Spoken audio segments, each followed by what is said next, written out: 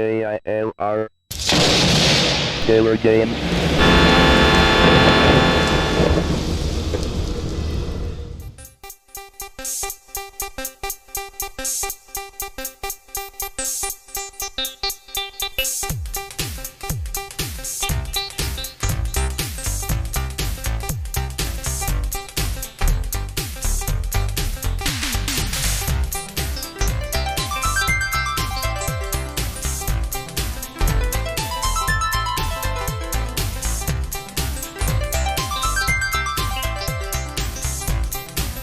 Hello gamers, simmers, and pilots. I am the Killer Gamer, and welcome to the World Tour. Why is that flying tip coming up? I had turned it off.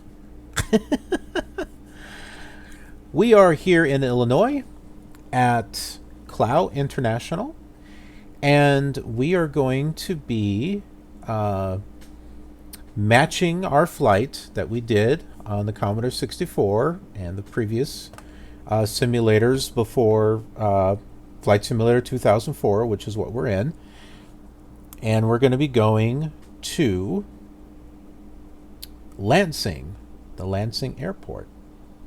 So let's go ahead and we'll just pull up the map real quick so that way you can see where we're going. We've got Clow right here and Lansing right over here. So this is just a little bit longer of a flight. And in case you're wondering why we're making these short little stops here, one, it's keeping the videos a little bit shorter. They're keeping around 30 to 45 minutes. Also, the Commodore 64 area, well, at least the starting area for Illinois, Chicago, was not very big, as you can see. Whoops, this kind of messed up there. It ended there at University of Illinois. So once we get to here, there are scenery discs, which will be able to continue going south. And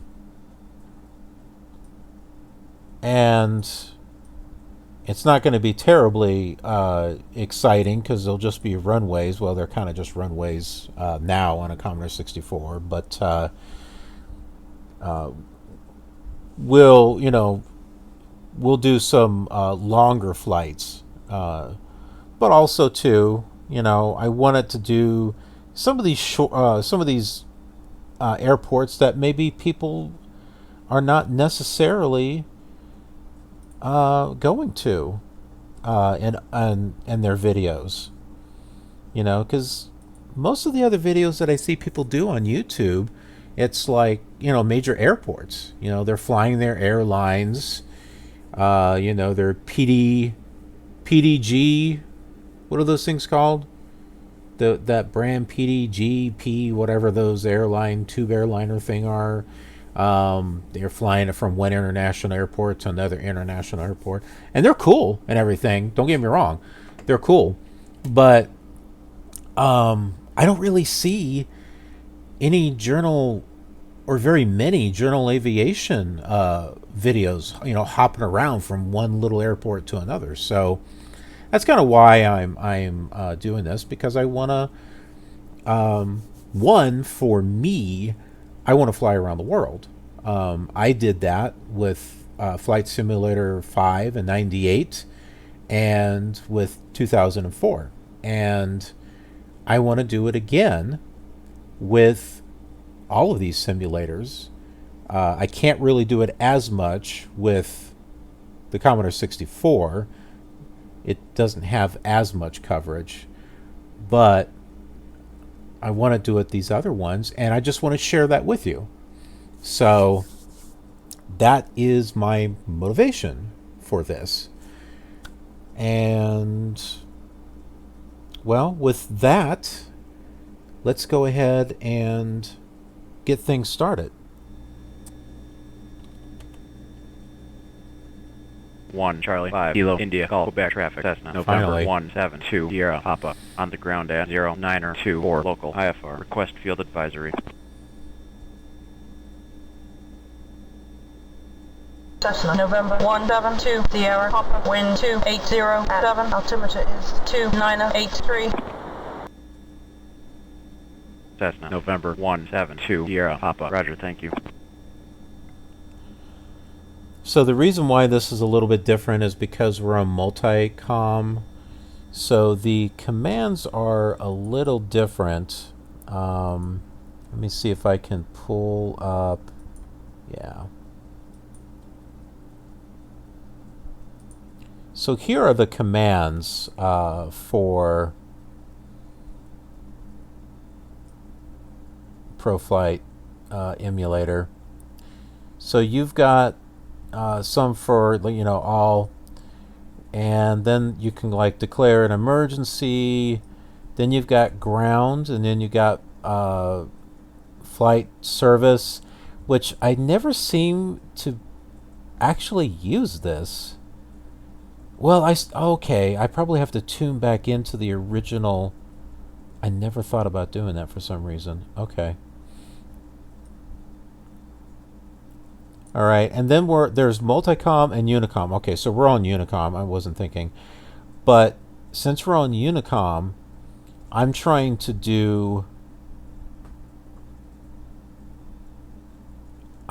use 0. 0 is what you usually use to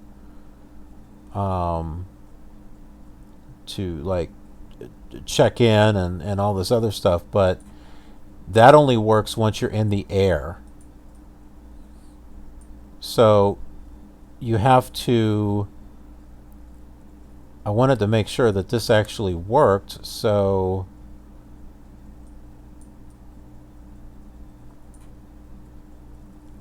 you can see there's no 0 here for flight service, and that's what we were tuned into. So the only thing that really made sense was this: request airport advisories. Now we could request the center frequency, we could request weather advisories, we could extend our ETA by 30 minutes, request to open our flight plan. Let's try some of these. Let's see what happens. Let's go ahead and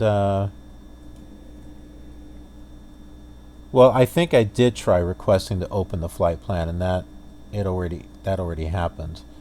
We didn't hear anything. So let's try request weather advisories.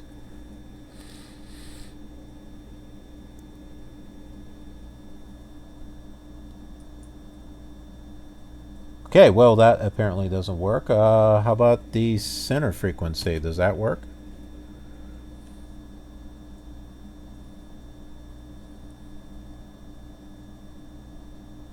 Okay, so we're on, okay, then we're on Unicom.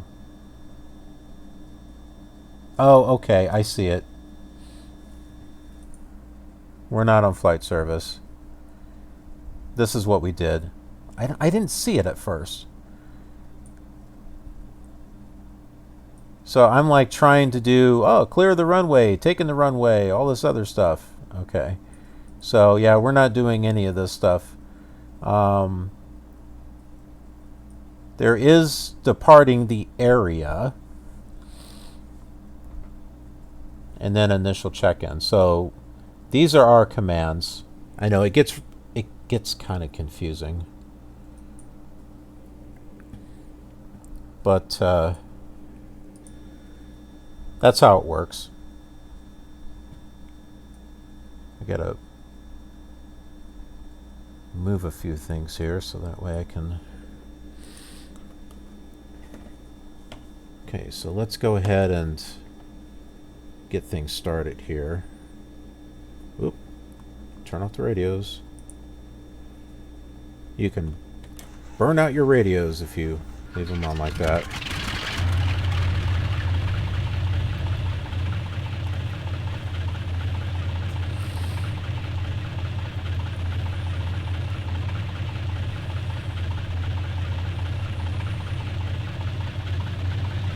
A little tutorial there on ProFlight Emulator.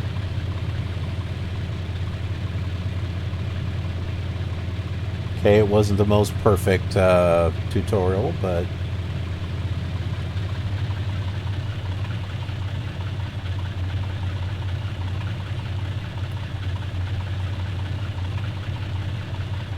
Let's see. South, north.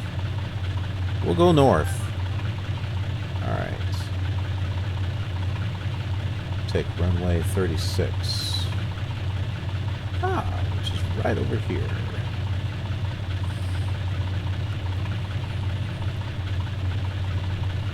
I swear, this thing sounds like a Ford pickup truck.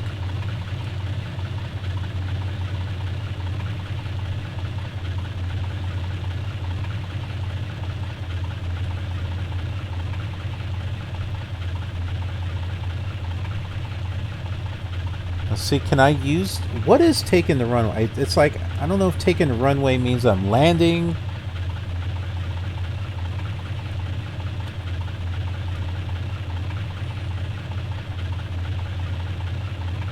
Well, that doesn't seem to work. Okay. 1 Charlie 5. Oh, there it is. November 172. Sierra Papa. Departing runway 36 to the east. Aha. It does work. I had to come over here to the runway so that way it knew. See, isn't that interesting? The command didn't work until it knew which runway I was going to take. I had to come over here to the runway for it to say, you know, for it to know, oh, okay, you're going to take runway 36. Got it.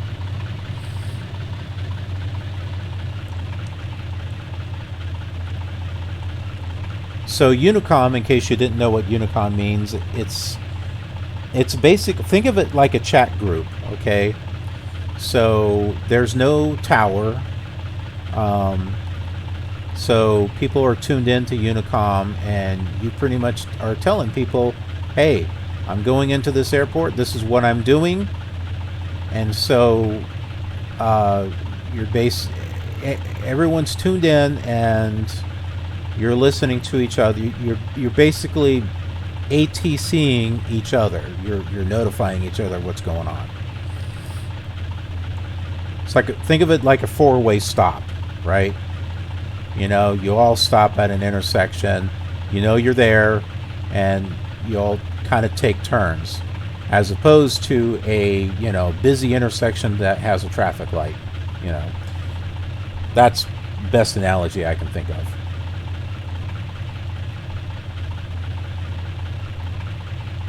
And my flight plan thing here doesn't seem to...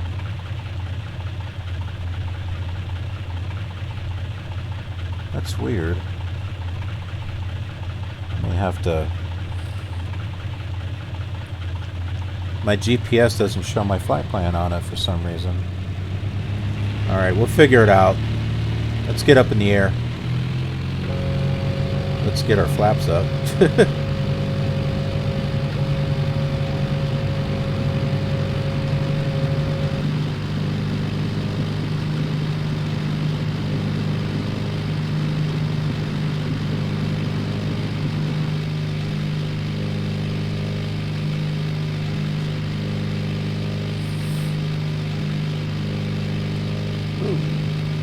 Alright, you guys want to see my landing gear?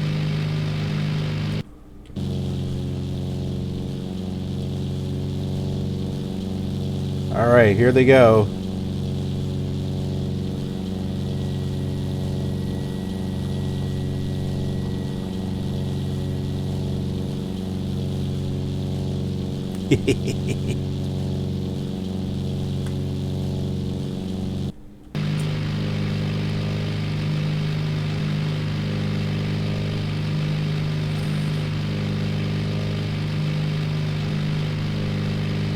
Okay, now that we're up in the air, now the command to check in is going to work.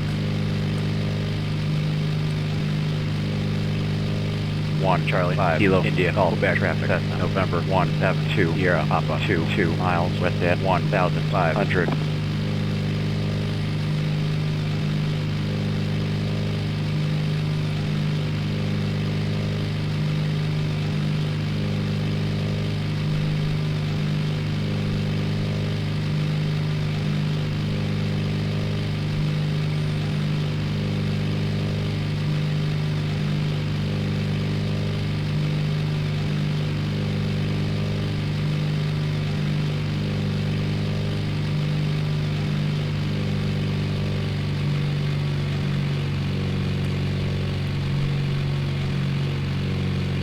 Huh, it did not draw up my path on the GPS. Alright. We'll figure this out here. Point.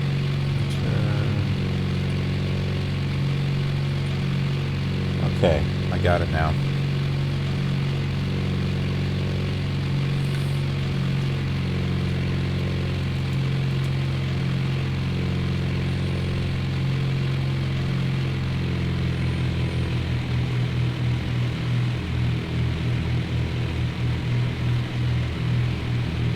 Man, it is cloudy.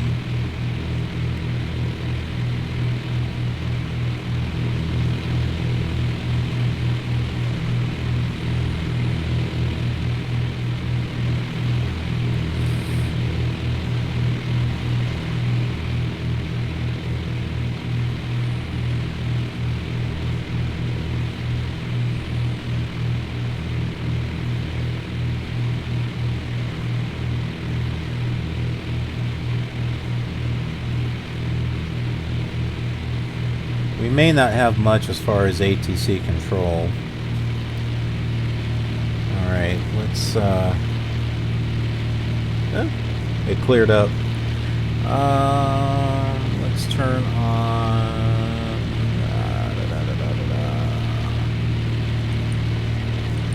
GPS. Turn on. And hold.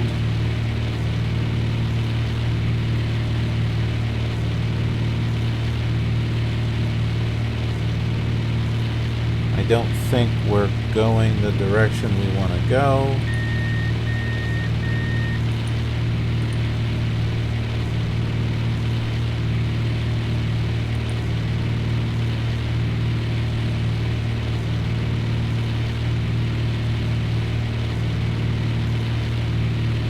I swear this little box is like something from the 60s or something.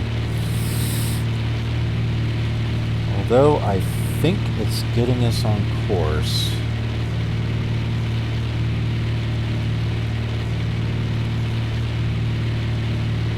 Yeah, this is right.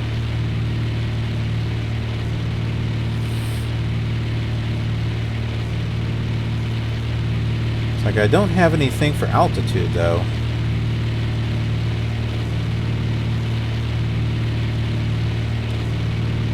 See that? I got nav track, whatever that is, nav capped. So like, what is this? Direction hold. That's what I've been using. Nav capped. It's like nav captain. I don't know. Nav tracker. High sensitivity. Back course. I figured out what that is. So like. Maybe I should look up this 200A Mayo Navomatic.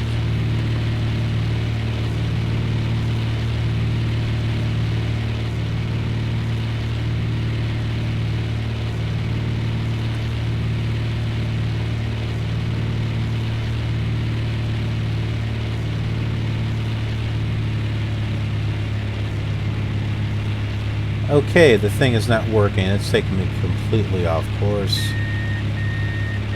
I'm just going to turn that thing off.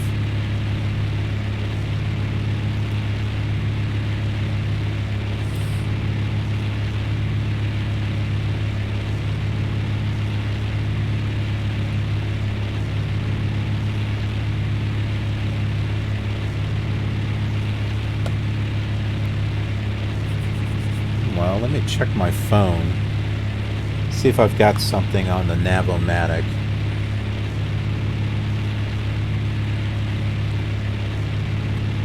The Navomatic.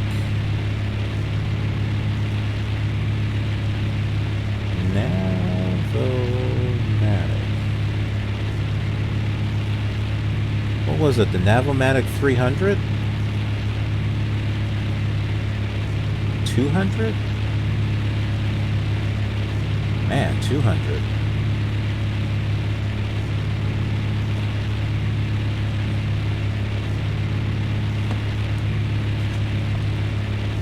300A, 200? 200A autopilot manual.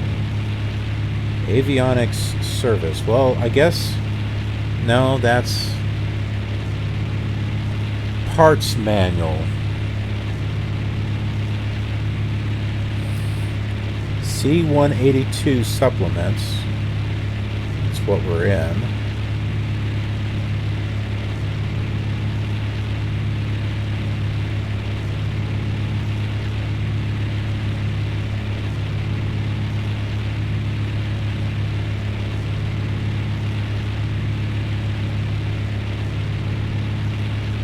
It's a wing leveler.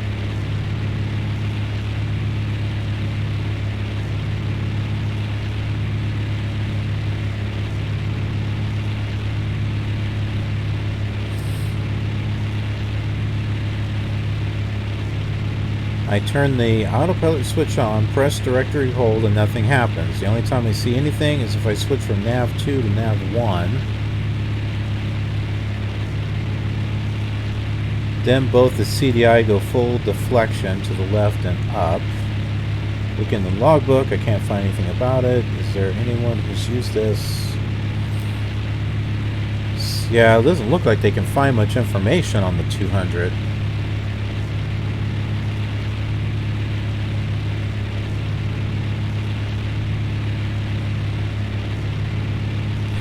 Someone says there's mention of the 200A inside of a manual about the 300A as far as repairing, and it says the 200A is just about worthless. That's great. We have a worthless autopilot machine module inside the plane. I can get mine to hold the wings level, and I can get it to do a turn using the knob, but nav track and nav capture seem to be a bit too much to ask.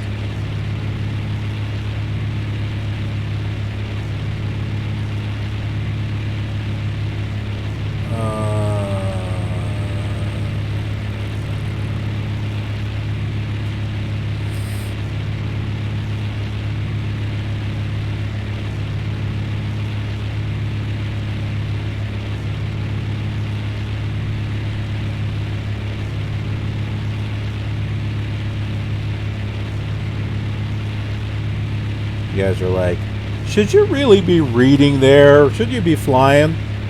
Hey man, the plane's flying itself, you know? Most of these planes can fly themselves.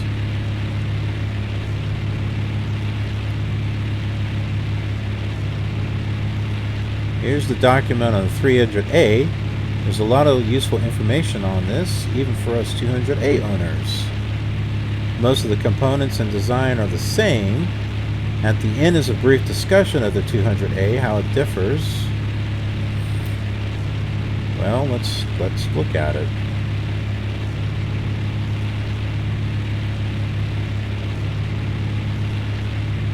That's close.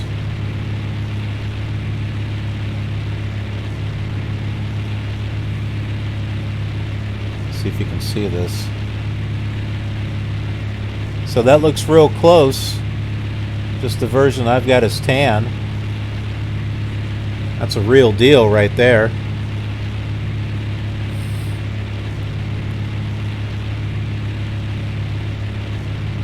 So AP turns it off. Pull turn when pulled out and centered in the... Well, we didn't see anything that said pull turn. Trim, nav. The pilot can select either nav 1 or nav 2. HDD, just select. Nav INT. In theory, when the Nav INT button is pressed, it should intercept the course to the nav data you've selected. Well, that makes sense. It's a nav interceptor. Okay. Nav track. Now, this is important, so listen up. This is what it actually says. When the heading bug is set to the selected course and the pull turn knob is pressed in, the aircraft may fly the selected course. High sends, okay, we saw that. During nav int or nav track usage, sensitivity of the 300A is enhanced to provide more precise operation. In the low sensitive position, response is somewhat dampened for smoother operation. Normally when tracking a nav function, you'll want this button pressed, even though the POH says different. Back course, the function is available in the localizer mode only. In a factory installation, when back course is pressed in, it will reverse the direction of the needle on the selected navigation indicator. This allows the pilot to shoot the back course without the needles deflecting in the wrong direction.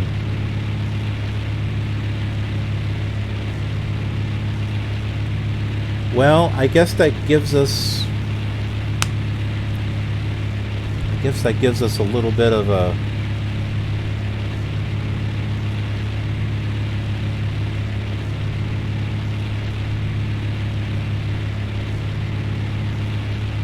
let's give this a try again. So we have nav capped, not nav INT. There's nav track, high sensitivity, GPS,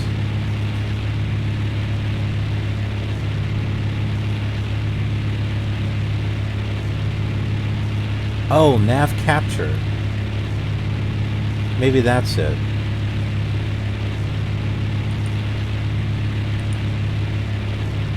Let's see what that does. Whoops. Okay, we're turning. This is the direction of... Ooh. I think this is working.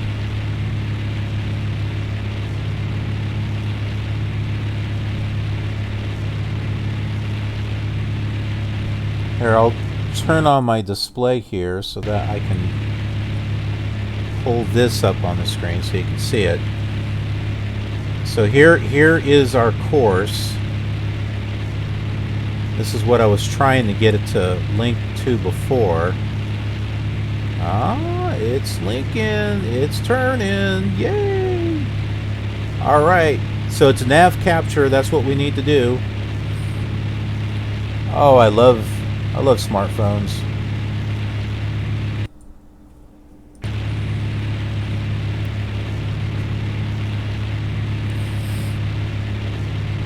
I like them when they're Androids. What do you guys think of those new iPhones that came out? What is it? The XS Max? Basically ripping you off and stuff. I don't know. But there was an interesting video. It's from Unbox Therapy. I don't know if you guys watched that or not. And he was saying there's like something funky going on with the picture, the camera lens, because it's taking pictures in what's called beauty mode. It's like smoothing out people, the faces and stuff like that, and you can't turn it off. And so it kind of like makes you look like a porcelain doll, like when you may not want to look like that. Whereas, on other phones, yeah, the beauty mode's an option, but you can at least turn it off. So I don't, what gives with Apple? What is it with Apple with them taking away features and forcing you to do things the way, it's kind of like, well, Apple knows best. We know what's good for you. That's why I'm just like, you know what, Apple, I don't need you. I like to do things my way. That's why I have an Android. I don't have to go through Apple and just, and for them to tell me what I can put on my phone. No. I can go through the Google store. I can go through Android, or not the Android store, Amazon, and put what I want on my phone. That's why I like a PC. I can build my own PC. I can put exactly what I want to put into it. I can upgrade it. Can't really do that with a Mac. You can You have limited ability with a Mac, but they don't want you to upgrade it. They want you to buy a new one. Like, they don't make enough money on those things because they jack up the price so much. I know some of you are watching this. You're Apple fans. You like Macs, and that's all good. That's fine. Apple, you know, they make good computers. I just, you know, for the price, I think it's a ripoff. That's all. That's my opinion.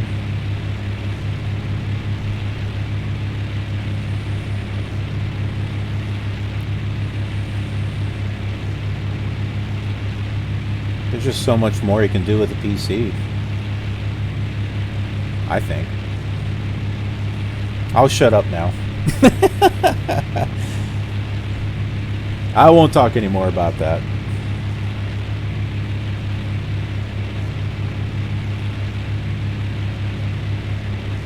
It's like, come on, Killer Gamer. We didn't go on this flight to hear you rant and rave about Android and Apple and PCs. Come on, man. What kind of video is this? It's like, shut up already. Where's the volume? I'm just going to turn this thing off.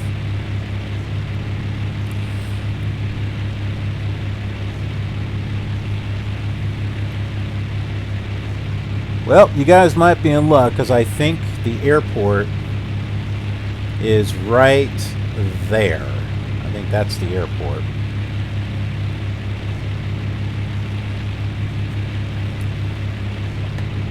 So,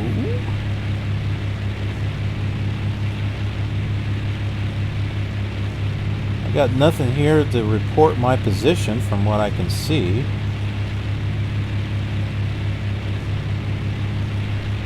Okay.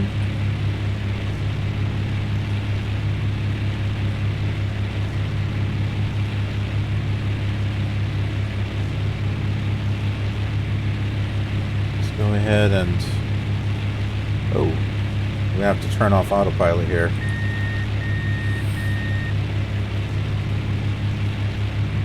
Hey, the 200 may not be the greatest little autopilot gadget, but you know what? We're going to make it work. We are going to make this work. Because I like my little Cessna. This is my humble little Cessna. I like my Cessna. With my Ford truck engine in it. I customized it.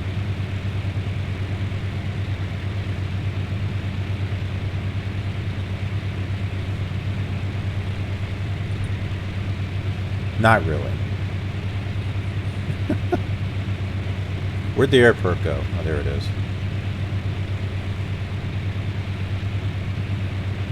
Ah, okay. I see. This one's got 2 runways.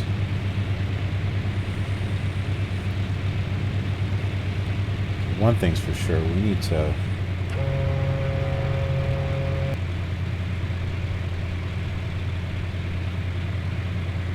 Alright, so I'm not a pilot.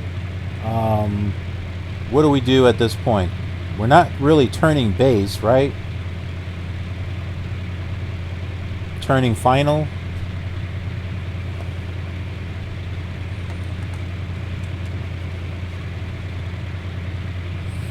Kilo, India, call back traffic, Cessna, November 172, Sierra, Papa, turning final, landing runway 27.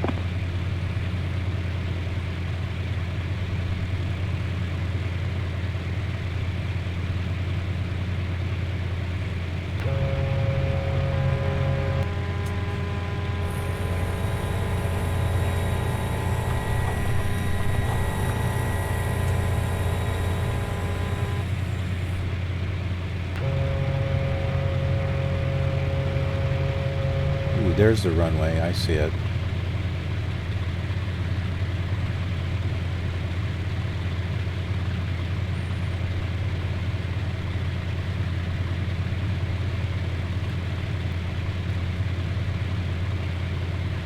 Man, comms were quiet this time around.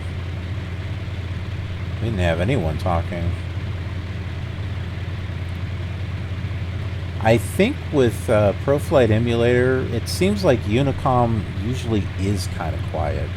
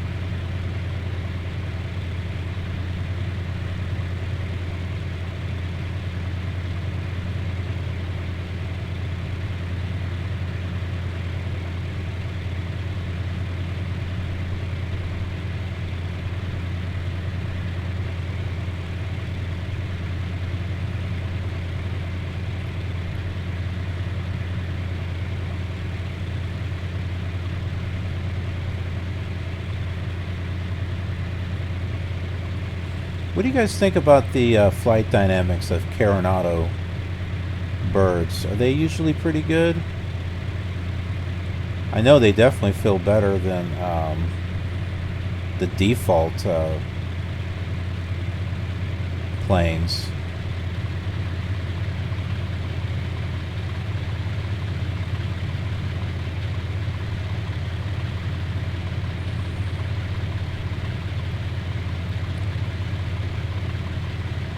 Oh, which one's the runway?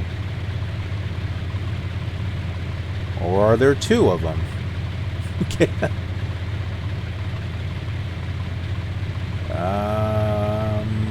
I'm going to say this one over here is the runway.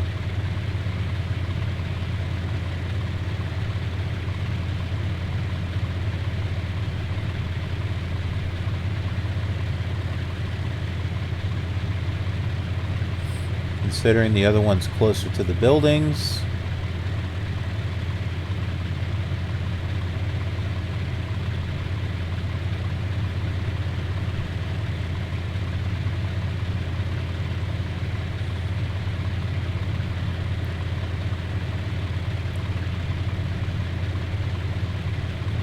Huh. Well, this is not runway 27. Oh, is it? Is it? Nope.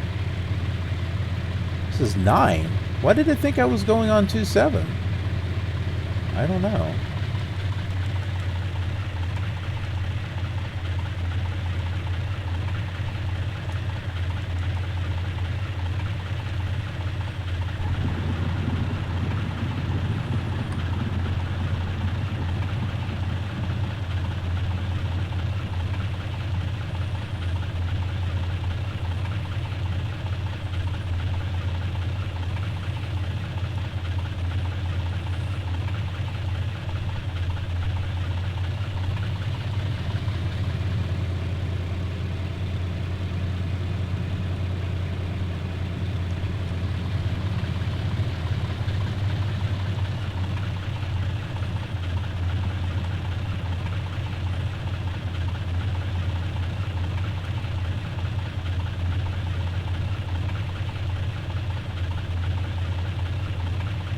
Take this little sidewalk here.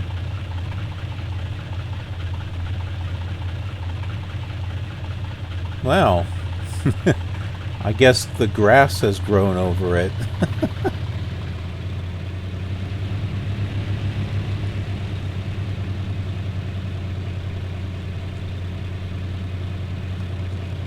A little too quick.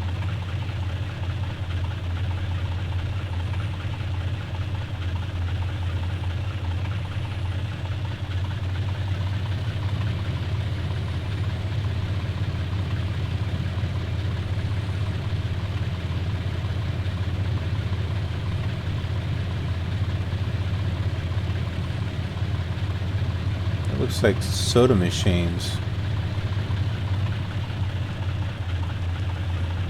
Go get a soda. been a long flight, man. Not really.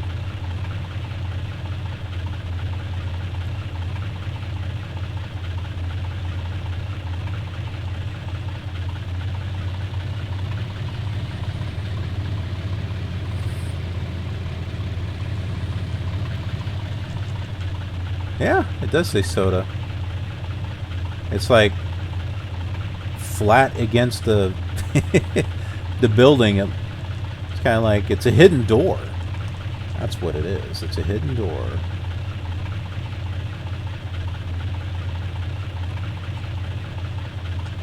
Little park.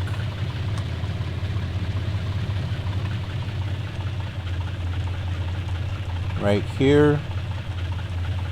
Probably should say that we're clear of the runway.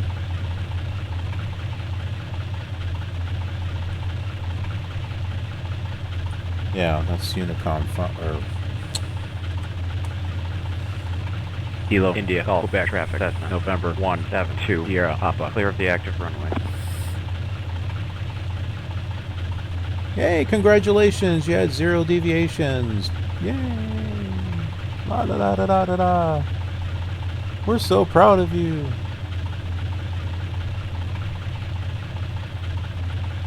And there is no flight service, so here, let's turn our radio thing off there.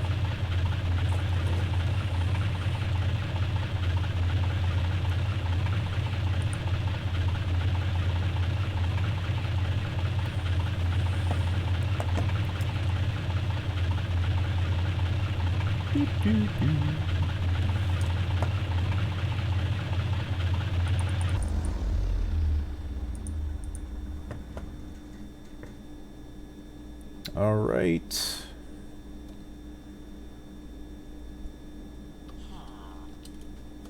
Well, whoops. Let's get outside. Oh, we can't open these doors.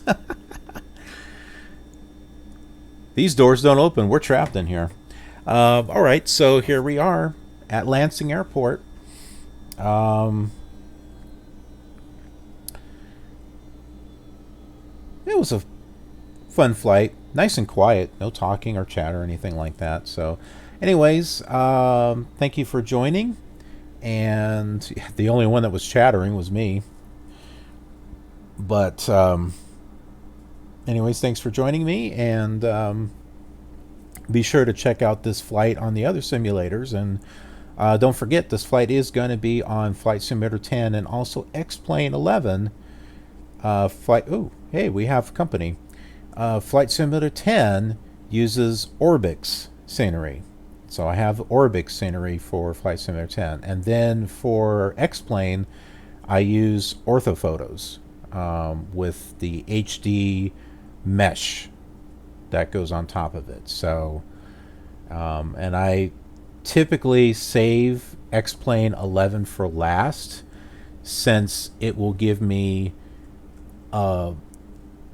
kind of like a real sense of what it would look like to actually be in these areas and flying over them. Because with the photoreal scenery and stuff, I'll be like, ah, this is what it looks like. So I kind of like, I don't want to say I want to save the best for last. Because I don't want people to think like, oh, X-Plane, is the best. Because I don't want to get into this war about FSX versus X-Plane. Because I like them both. But anyways, that's it. I'm going to go and get out and say hi to this fellow over here. In the meantime, I will see you on another flight. Take care. If you enjoyed this flight, then you might enjoy watching it on one of these older simulators too. We're following the same flight plan just so we can relive the fun memories of old. Don't forget to subscribe to be notified of future flight simulation videos, and thanks very much for watching.